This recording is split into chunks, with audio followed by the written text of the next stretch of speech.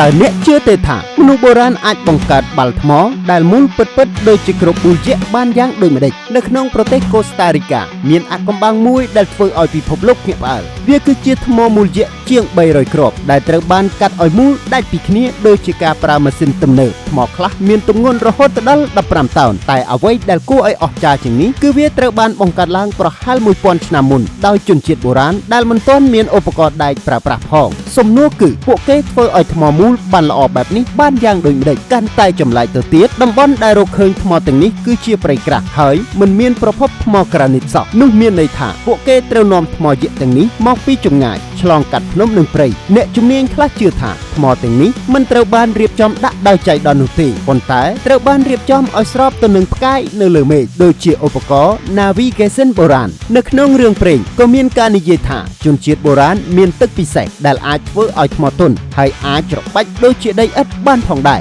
ប៉ុន្តែរឿងនេះមិនទាន់មានភស្តុតាងវិទ្យាសាស្ត្រច្បាស់លាស់នោះទេពេលអ្នកវិទ្យាសាស្ត្រប្រើឡាស៊ែវាស់ស្ទង់ក៏បានរកឃើញថាភាពមូលរបស់ថ្មទាំងនេះជិតយ៉ាងល្អឥតខ្ចោះ